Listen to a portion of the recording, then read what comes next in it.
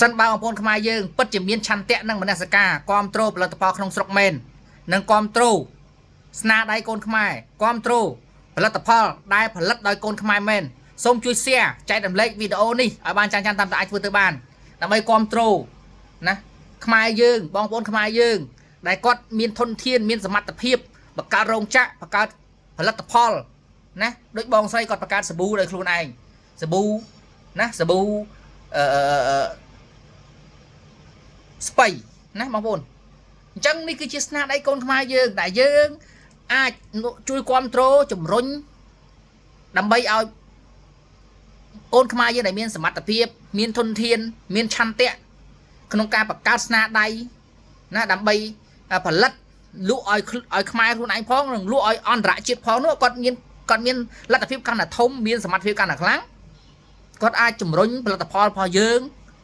ទៅកាន់ទីផ្សារអន្តរជាតិហើយក៏ដូចជាបានបង្កើតការងារឲ្យបងប្អូនខ្មែរយើងមានការងារក្នុងស្រុកធ្វើហើយនឹងបង្កើតការងារឲ្យបងប្អូនកសិករច្រើនណាស់មានបងប្អូនខ្មែរយើងច្រើនណាស់ដែលគាត់កំពុងតែបង្កើតណារោងចក្រច្នៃផលិតផលបង្កើតផលិតផលខ្លួនឯងមានទាំងតំណាប់ស្វាយមានទាំងឥឡូវនេះបងស្រីខ្ញុំលើកទៅបងស្រីម្នាក់សិនទេគឺគាត់សាប៊ូហើយសាប៊ូមិនមែនត្រឹមតែស្បៃទេអនាគតទៅនឹងអាចមានផលិតផលផ្សេងទៀតដែលច្នៃបានដែលគាត់មានស្តង់ដារមានបច្ចេកទេសត្រឹមត្រូវនៅមានច្រើនទីកូនខ្មែរដែលមានសមត្ថភាពមានភាពឆ្លាតវៃមានទេពកោសល្យមានធនធានក្នុងការធ្វើសំខាន់តើបងប្អូនខ្មែរយើងពិតជាគ្រប់គ្រងមានឆន្ទៈមានមនសិការគ្រប់គ្រងពិតប្រាកដអត់ឥឡូវនេះយើងអត់ទាន់អាចផ្ដាច់ប្រទេសជិតខាងបាន 100% ទេប៉ុន្តែយើងចាប់ផ្ដើមគ្រប់គ្រងផលិតផលក្នុងស្រុករបស់នាំចូលមកពីក្រៅស្រុកវានឹងចាប់ផ្ដើមខ្សត់ខ្សោយទៅឯងហើយបងយើងអាចផ្ដាច់ទៅយើងបិទការនាំចូលពីប្រទេសជិតខាងទាំងអស់អត់ទេអត់ទាន់អាចនិយាយចឹងបានទេប៉ុន្តែយើងចាប់ផ្ដើមមានមនសិការមានឆន្ទៈគ្រប់គ្រងផលិតផលក្នុងស្រុកខ្លួនឯងឧទាហរណ៍ឥឡូវសាប៊ូបងស្រីគាត់បង្កើតនឹងមានផ្សេងទៀតដែលគាត់ធ្វើរបស់ខ្មែរឲ្យតែឃើញជារបស់ខ្មែរគឺគ្រប់គ្រងលើកស្ទួយយើងមានមនសិការគឺគ្រប់គ្រងផលិតផលខ្លួនឯងយូរទៅរបស់នាំចូលមកវាលេងលក់លេងដាច់លេងនាំចូលមករួចហើយតែបងប្អូនអរគ្នានៅតែឃើញតែរបស់គេល្អជាងរបស់ខ្លួនឯងរបស់គេប្រសើរជាងរបស់ខ្លួនឯង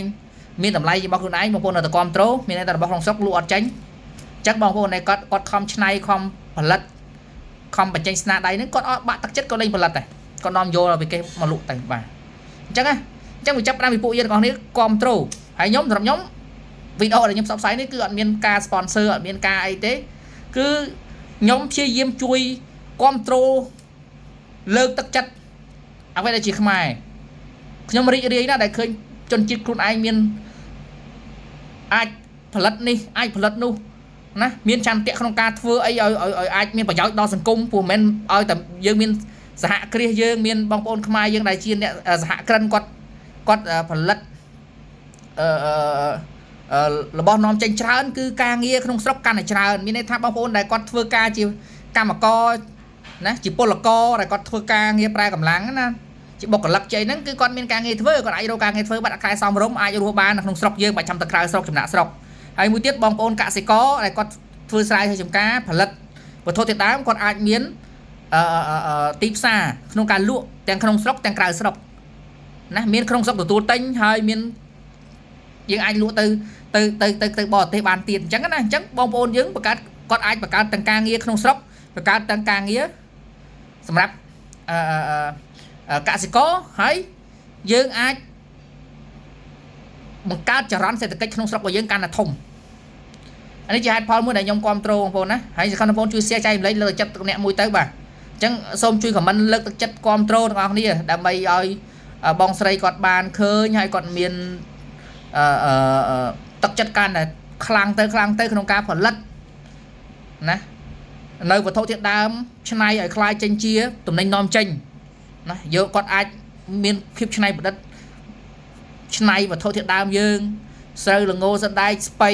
បន្លែគ្រប់មុខអីផ្សេងៗឲ្យคล้ายចេញជាទំនិញនាំចេញ